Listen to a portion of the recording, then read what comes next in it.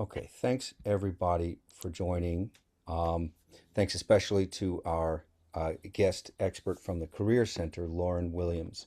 Lauren's a counselor with a Career Center and has years of experience supporting students in counseling related and adjunct teaching roles.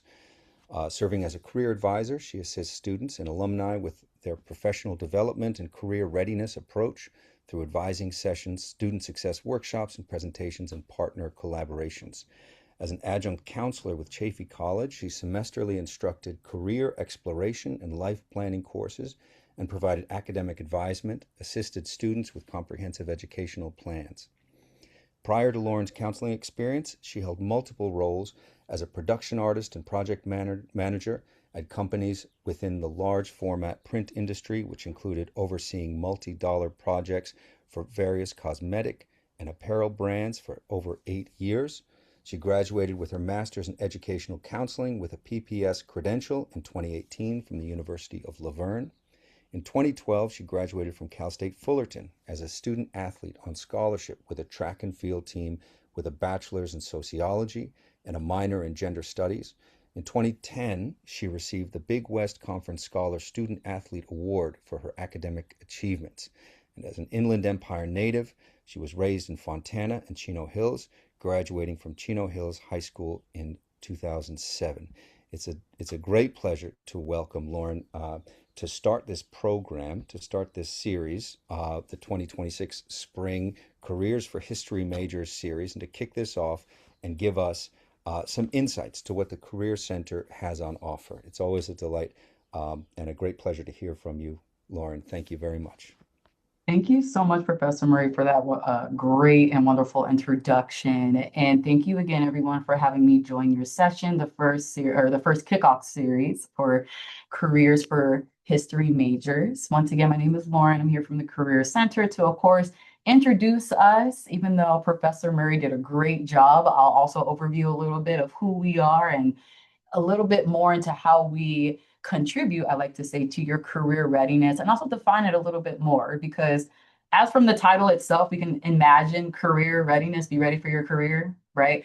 But not to oversimplify it because there's lots of different components, right, that really develop and holistically develop you so that you are at the most ready for the positions that you would like to apply to one day, right? And with that being said, actually, I'm going to take a pause. And for both Alex and Maria, you can use the chat to engage with me. I have a few uh, small questions as far as true and false to ask throughout our session today. But maybe the first one, have you maybe in person or virtually, whether it's through an appointment or drop-in session, have you been to the Career Center at all? Have you visited us? All right. No. Oh, beautiful. Notes from the both of you also. Then maybe now you can say that the Career Center has now virtually visited you. Not to be a little corny cheesy, but we'll definitely talk about more of our resources, also show some examples, right, as well. And of course, talk about more about the services that we help you all with. So with that being said, the Career Center, we even have our own mission statement. And yes, I will not, or no, excuse me, I will not read the entire mission statement, just a portion, a sentence, because I think this sentence captures us in a holistic sense, right? So think of us, the Career Center, as your career advocates, of course, fostering career readiness, but also thinking about that holistic development. So we're not in a sense of like just giving you a job and then saying goodbye, thank you for visiting us, right? I mean, part of us is definitely to help you to get a job, but also we're developing you for that career lifelong management, right? So you're successful throughout your career lifetime. So we're embodying or building, developing those types of skill sets, right? So that you can transfer and take you further into the ever evolving global market because it's always shifting, it's always changing. I like to dub it as the career landscape because it's alive and a living, right? We have careers that are declining because AI is taking it over, or we have careers that are arising because of AI, right? So that's just one example. And I know the buzzwords of AI, but we'll talk about more about it too, especially with some of our resources that help with like the resume, mock interview, and whatnot. But just a quick preview, again, a quick preview to career readiness, because this whole slide can be in its entire workshop. And no, I won't do that to you folks here in today's session, but I still feel it'll be a disservice to at least not give a frame of reference to what career readiness is, right? So I like to talk about it through what is called career capital. So three, and whether we are, excuse me, just starting into our career or wanting to get into it, or even experts in our current career fields, right? Everyone has these three capitals. So the first one is what I like to say, maybe that intrinsic values that we have for ourselves, literally what motivates us to be in our line of work. So that is dubbed your knowing why, creating awareness for why do you want to be in this line of work, right? I even start asking students, especially for my undecided majors, I'm like, well, what is it that you would like to do, right? Who are you as a person, right? I had a student tell me like, well, I love working with animals. I volunteer at the animal shelter all the time. I'm like, well, maybe you want to look at roles with PETA, right? The biggest organization for animal rights across the country. And many more situations like that, right? But of course, we have tools and inside and outside of career advising appointments. We can help you to dig deeper, right? Because that's what's also going to help you to create what is called a work-life satisfaction, meaning that you are happy with your work life. You are satisfied in being in the career that you want to be in. So, i.e., you will also thrive in it because you are happy by being in there. So I think the knowing why category is also really important because it just really helps to bolster or maybe make aware of your happiness of being in that position, and creating goals that you would like to set to achieve, of course. Now, getting down to the bottom right, the knowing how portion of it. So I like to think of the world of work in tandem with academia, right? Academia, you are gaining the knowledge of that said subject, subfields, right, within your major, right? You're gaining knowledge. Now, world of work is like, how do you apply that knowledge? It's great that you have it. Now, how do you use it? So, and we connect that towards skill sets, right? When people ask you, so what are your strengths? What are your skills? That's literally how you are contributing to your subject topic of interest or just to your role, right? Your working role. So that's how you can describe how you serve others, right? Or how do you serve, again, the interests, the industries that you would like to get into.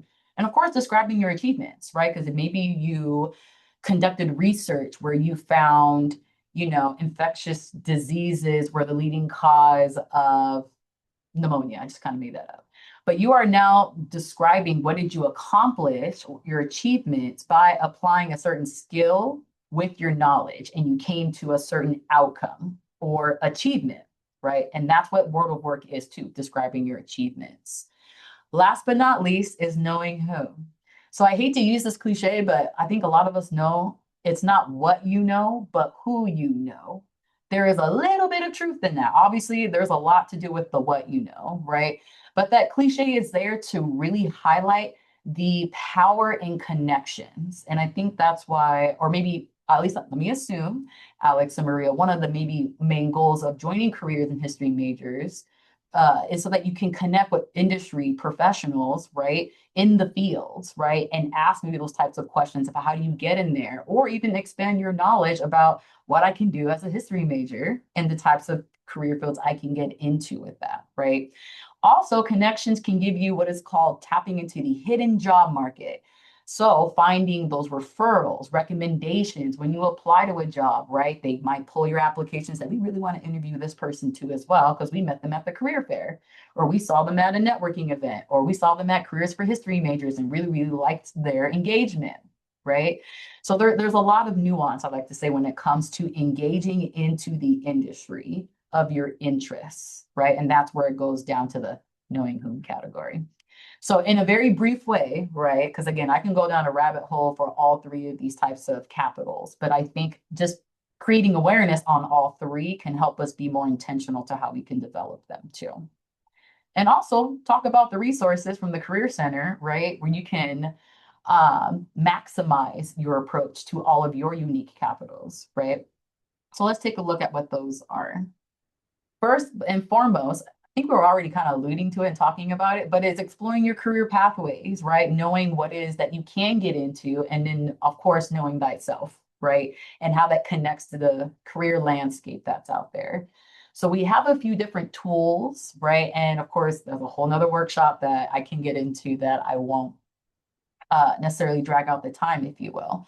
But I think some ones in here that are really great to highlight if you haven't done so already, right, is looking ahead in your major, seeing the types of, and I don't mean exactly like, oh, what's next in my pause report for the next academic like semester per se. I mean like your entire catalog, all the electives. That way you can plan ahead and say, well, maybe I would like to not only maybe take this class, but what is this class subfield? Or the class title is usually the subfield topic of the major, right? So you can literally do your own research.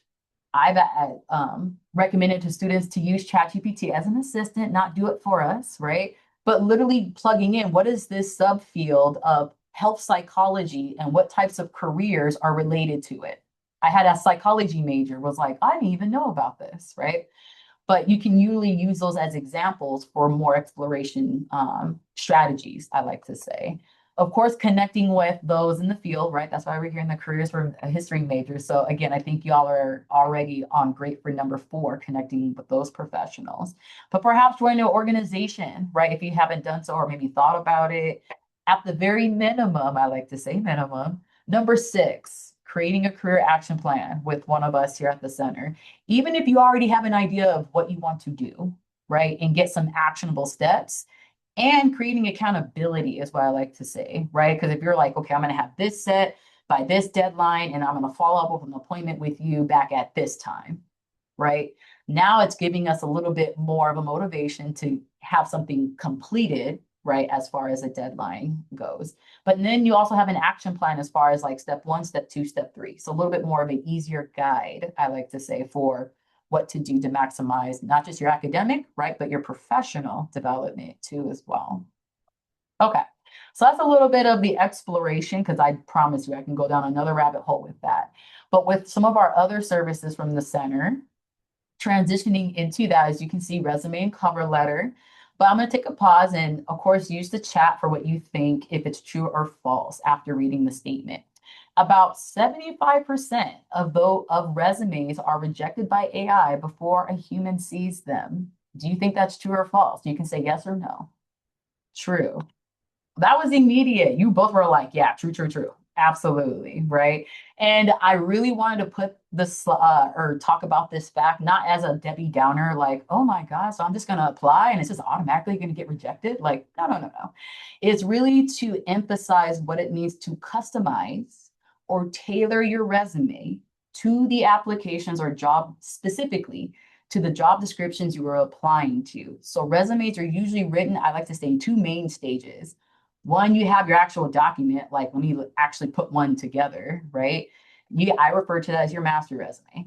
Your next one is your customized draft, right? You find a job you want to apply to, really dissect that job description, right? Other than finding out the title, how much it makes, when's the deadline, for sure, right?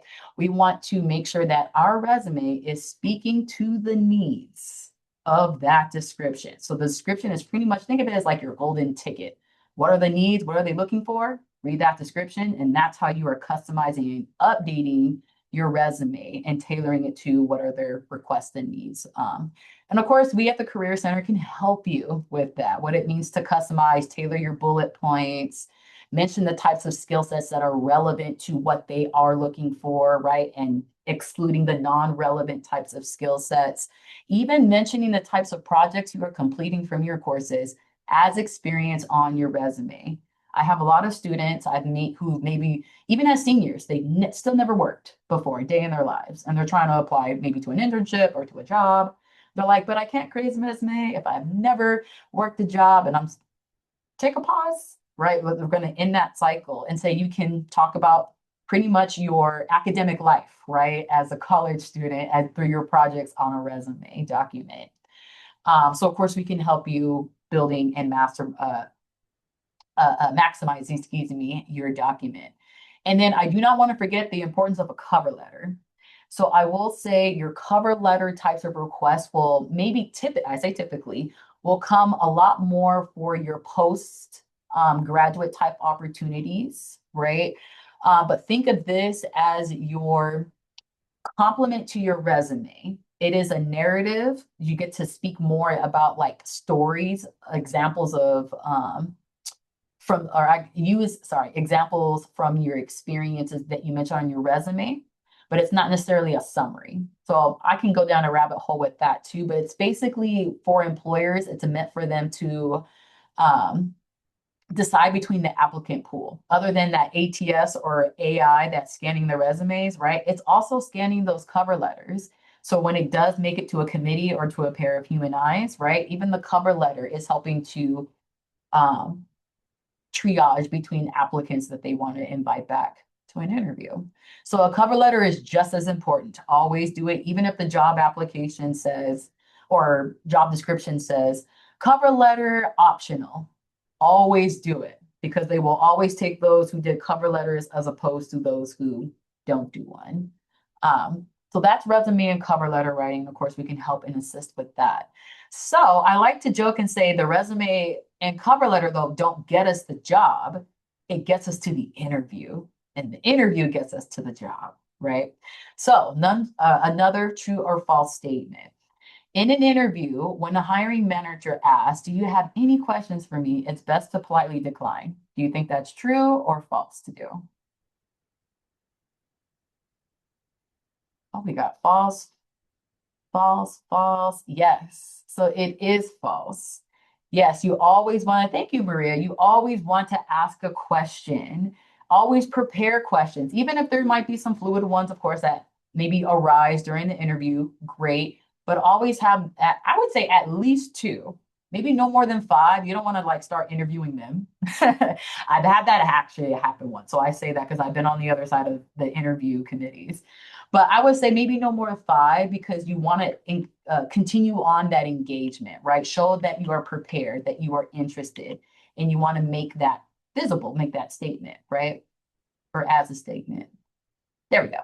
So, of course, one of our other services, of course, is interview. So we do mock interviews, help you to go over commonly asked questions, even down to getting tailored or customized questions for the job that you applied to. What I mean by that.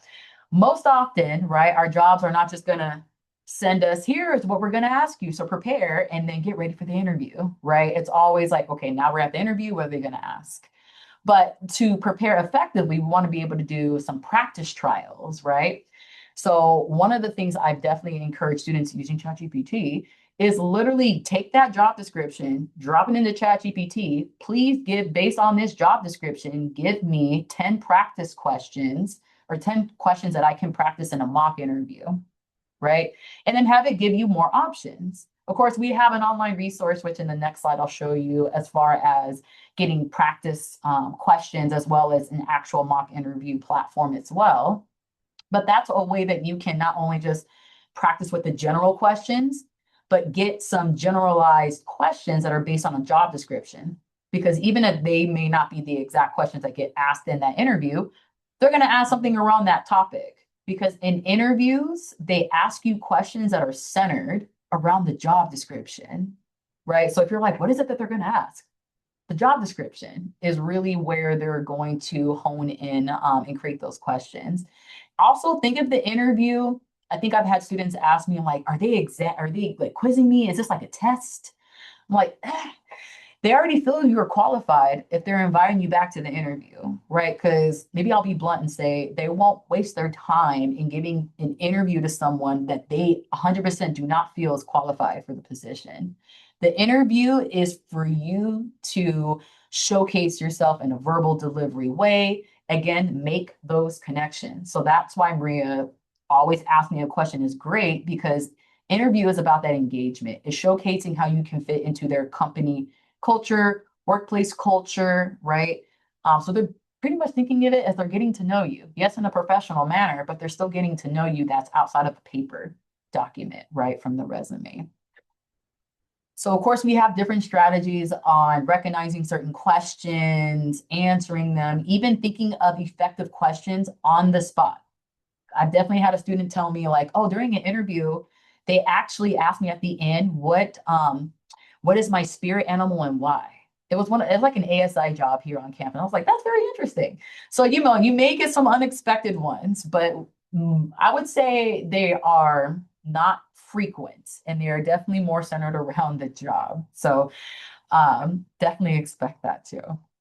But I really want to talk about, or maybe even show real quick to a platform that we literally got this semester. Super excited about it.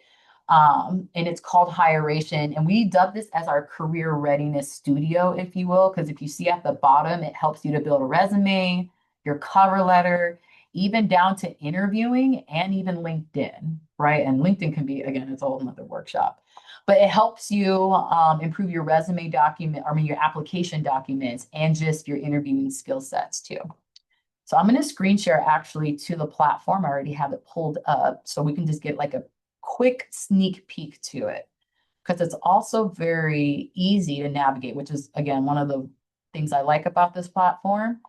And students don't necessarily have to become prompt engineers in order to use it the same way that you do with ChatGPT in a way, right? You have to like, I got to think of the best prompt so it gives me the best results. Here, ChatGPT is embedded. You do not need to prompt it. It's just automatic in giving you that AI sort of feedback. And you can see here, it does it for, sorry, I have one little pop up on my screen. Okay. It does it for the interview, right? Resume, even down to the cover letter on the right side here. But I'll demo one like the resume just so you can see what it's like, right? Even if I'm starting from scratch or uploading a example draft that I already have to get feedback to, right? So here's an example of what I mean by AI is embedded. You can see on the right side, it's giving me all feedback or feedback about ATS. That's that AI, making sure that it can read my resume, right? Skill level, contact, reverse chronological ordering, all of that assessment. I think maybe the cherry on top when it comes to this is the bullet point analysis, right? You see here, it's giving me green check marks for majority of my bullet points, but it's telling me, hey, there's maybe at least one that can be improved. Click on it. It's automatically using AI to help improve it, right? Because a lot of people don't realize this, but resume writing is really referred to as evidence-based writing. So it's like impact-driven statements. You want to showcase evidence of your accomplishments. So you're not just writing, this is what I do in my experience. So all of that is embedded again in this platform. So it helps you to not just get a bullet point done, but to really have a holistic bullet point, right? So you can outshine the competitors. Because fun fact, there's about 150 applicants per one job posting. So that's why they definitely use AI when they try to scan those resumes or applications in general. So just as you can see real quick, as a quick overview, right? Because I can go down another rabbit hole when it comes to interviewing. I even did a practice one where you can, or a practice generated one from a job description that I found, actually from I think it's the infant and toddler lab, like the I want to call it a preschool, but care system here in the SBS. So I was doing a practice interview just based off of that job description. It gave me practice interview questions, and I was going through that too. So yes, ChatGPT can help you, but we also have a platform called Hiration that will do it for you too as well. Um, so again, just another quick sneak peek to both when it comes to the resume, the interview, right? And I haven't even touched the other two yet, but they're pretty self-navigating, and we even have video instructional videos if you ever get lost or confused, or you can just come during drop-ins and ask us too as well. We're here to help support you for utilizing both of those platform or the platform because the platform's available 24/7, but of course we're not open 24/7. Especially if you're like, hey, I need maybe some quick pointers for a job that I want to apply to that I saw, right? So I think that Hiration is a really good tool to have. And then fun fact too, as alumni, you still can use it. So think of that tool as you can have it forever, in a sense, access to it. All right, so now getting into our next service. Well, I think it's one of our main services that individuals think that a career center does is, of course, to help you to find jobs. So, true or false, about 30% of jobs are filled through some form of networking compared to only submitting online applications. Oh, we got two truths here. So this one might be a little bit of a tricky. And I did this one on purpose. So it's actually false because it's 70%, not 30. It's pretty big. Remember going back to it's not what you know, but who you know, right? Statement. Networking has such a strong power in getting us access to opportunities. Yes, that includes jobs, right? But opportunities, whether it's job shadowing, whether it's getting to another contact or creating more contacts, excuse me, or getting what is called, or conducting career conversations, getting career insider information, right? What do I mean by that? I mean, like if you go to a, like a networking event and you're like, well, what do you like to see in applicant resumes? What to you stands out to an applicant when applying for this type of role? Right. So yes, maybe networking doesn't 100% of the time get you a job right out the gate. But yes, does it help you build towards it? Absolutely. Right. And help you to be successful. So, of course, finding jobs looks like a lot, or engagement looks like in a lot of different types of categories. We, of course, have different career fairs, conferences, info sessions.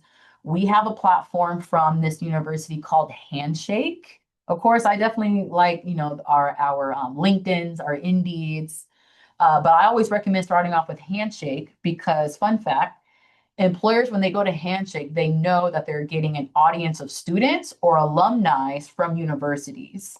So they're like, oh, yeah, we want to make sure our audience is, experts coming from universities, coming from education, right? So they can, in a sense, guarantee their audience is that. So that's one of the maybe leading benefits for employers on why they use Handshake. And also why maybe I rep it a little bit more is so that you can utilize it when you're finding different career events, right? Such as our career fairs on Handshake, other types of career fairs, whether it's us or another employer is hosting them, right? All different types of events. Let me just say that. I know I'm talking about career fairs.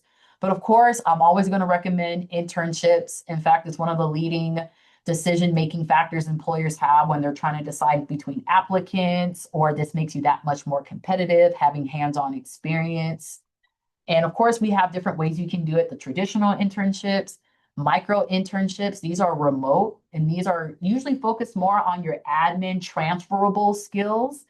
And if you're not sure of the term transferable skills, those are like leadership, organizing, problem solving, collaboration. Like no employer doesn't want someone who can't collaborate or problem solve, take initiative, right? Um, so you can work on those types of competencies or skill sets that you can also highlight and also get paid, right? All of the micro internships are paid opportunities, no freebies in there. Also, I know I mentioned a little bit about LinkedIn, but I think the engagement when it comes to like the networking, finding jobs, I think LinkedIn does a really great job. In some cases, a little bit better than Handshake, of connecting to professionals in the fields, right? Also, looking up professionals in real time, right? So if you want to look up where are other history majors, right, that graduated from this university, what are they doing? What positions are they filled in? Literally jumping onto LinkedIn, going down to the LinkedIn alumni page, right? And then being able to type in the keyword your major history and then seeing in real time where are they at. And that's kind of like that lower stakes of engagement as far as like searching or exploration engagement too as well, outside of like now reaching out and contacting them, right? I know that's another level. We recommend it. It's called cold contacting or cold emailing, the older term for it, but still a really great way of getting, trying to get your foot through the door, right? When you're starting out in any industry. And of course, I got to talk about other employment opportunities because I was repping Handshake a little bit, but we do have like positions on campus, positions through ASI. And actually, I saw that Recreation and Wellness was having their own career fair today for the different positions that they have. So just other ways that you can find employment, or just, hey, I need to make some money too as well, because there's never any shame in that. And open roles and response opportunities, excuse me. But an overview, kind of our other last main services for you all, talking about preparation for graduate school if you're interested, in your post learning after you get your bachelor's degree, as well as career fair preparation. So the emphasis on the preparation for a career fair is that you're not necessarily just going to an event to shop for jobs, right? The intention is like, think of it as like a mini interview when you go to a career fair. You have your resume, you're looking snazzy with your professional attire. You have an elevator pitch prepared, which just means you have a quick professional introduction of yourself, highlighting your skill sets, again, how you can contribute. Of course, you're highlighting your major and expertise, and then you're engaging with them. So a career fair is about that engagement, right? Not just like throwing your resume at them and then dashing off. So there's a lot more that goes to some type of event where you're meeting employers, right? As opposed to just dropping off a resume and leaving. But of course, we help with maximizing your that preparation, as well as planning for graduate schools or graduate programs if you're interested in that too as well. But last but not least, I will just briefly jump to the website. If you haven't seen our website already, on the main, oh, where's my share? There it is. On our main page, we have, if you're not familiar, I'm going to pause it here. This showcases our workshops that we have. So outside of like the different services, resources that I just shared, we of course have different events. So like we will host our own career fairs. I know SBS, were in partnership with the last career fair that happened in March. So wait, last month. Oh my gosh, we're in April. Last month. Just to kind of give you some examples of different career events that we host, also in partnership too as well. And then it's also showcasing, I know we have our drop-ins. Where is it? Here we go. Our drop-in hours. So of course you can make appointments with us, and I recommend that too. Our appointments are about 30 minutes. But if you're like, hey, I need to talk to somebody like tomorrow, the next appointment is not for another 3 weeks. And that's a real thing. That appointments can take a little bit or be a little bit further out. So I highly recommend coming into drop-ins for kind of like, hey, I just want to get in. I want to talk. I have some questions. I want to do follow-ups. I've definitely had students just come in during only our drop-ins before, just because they say it's easier and quicker as far as seeing somebody. Not to do any disservice to our appointments too as well.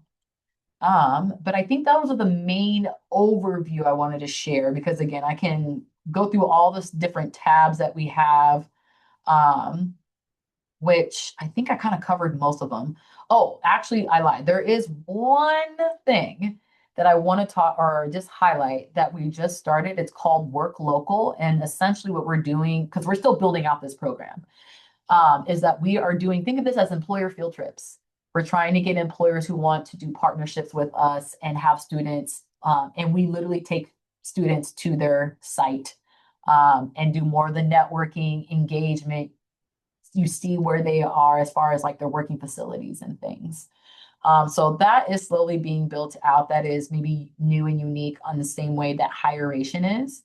And where to find Hiration, because I don't think I showed any y'all where to find it, is if you go up to the students tab underneath career resources, you can see all of the kind of like the major titles that we just talked about, right? Major career exploration, graduate school, job search, all of it, of course, more in that maybe more into more in-depth resources.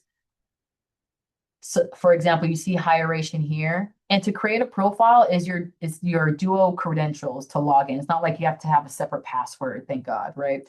So same password that you use to log in my Kaidu portal is to use, or you will use to create your Hiration account, right? So that's there. Other guides and tips there.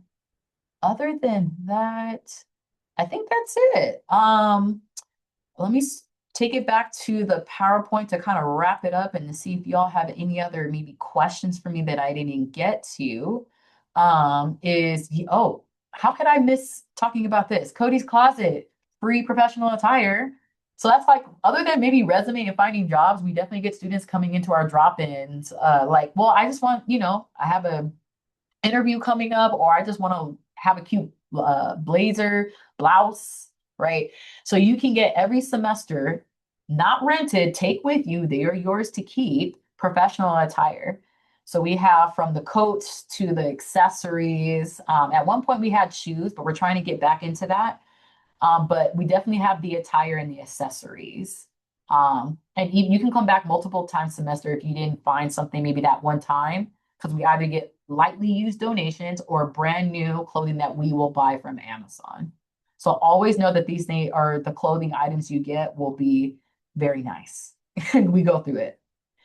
So that will end my session. I know, sorry, I went over maybe a little 10 minutes for today's uh, first session for Careers for History majors, but just think of us as your support for your career readiness. Again, through appointments, the drop-ins that I just showed you, we even have career coaches, our interns in the office to help, and they take appointments as well and helping our drop-ins too as well too.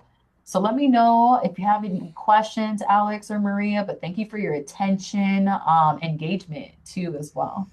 That was great. Thank you so much, Lauren. And it's so helpful to have this kind of outreach, like you said. Although the students attending hadn't been to the Career Center, here the Career Center comes to them. So I think that's a really great way to think about it. Um, Maria, Alex, feel free to unmute. Feel free to drop any questions in. Alex, thank you so much. I never even thought about the Career Center before. This was super helpful. Yeah, Oh, thank absolutely. you. Appreciate that, Alex. it's Awesome. it's I found these sessions in the last couple of years so helpful because indeed, like Alex said, these the resources that are available to students are really wonderful, and it's important that they know about them and that they make the most of them. Um, a few things I always tell students, of course, is go to office hours. That's a really good place for career counseling to talk to faculty. If we don't have the answer, we know where to find it. We Yes. we reach out to folks like the Career Center and others to get this kind of support. So go to your office hours, faculty's office hours. Drop in at the Career Center, make an appointment at the Career Center, um, and really make the most of these resources.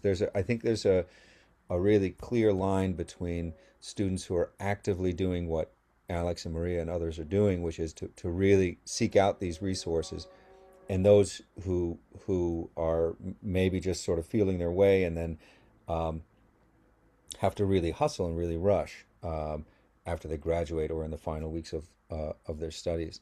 So it's really wonderful to have this opportunity to learn about these resources early in their careers as students and think sort of long Absolutely. term from there. These are such great resources. Obviously every field, every discipline, every sort of subfield is going to be different in terms of what the hiring process looks like. But a lot of these points are going to be applicable across a number of different fields.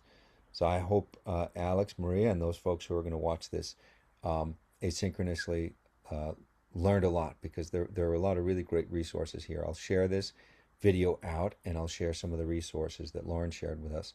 Um, so unless there are any questions, I do want to respect Lauren's time and I want to move toward wrapping up. But Alex, Maria, you know where to find us, and now you know where to find Lauren in the Career Center. So please send any questions anytime. I know I'll be sending students over there. Such great Thank you. resources to understand, to navigate a changing job landscape. I think that's a good way to envision it, think about it. Um, so I think Alex, Maria, you're all set. And Lauren, thank you so much for joining us. Of Um, course. it's always a Thank you pleasure again. and Yes, thank great you to learn again for about these having me this resources. year. I was looking out for it. Thank you very much. And thanks, Awesome. Alex. But Thanks for the look out, feedback. I'll email you the link to the PDF too. Yes, that's excellent. Excellent. Thank you so Awesome. much. You're All welcome. right. Have a good rest of your day. Thanks a Bye, lot. everyone. Take Thank care. you. Thanks, Maria. Thanks, Alex.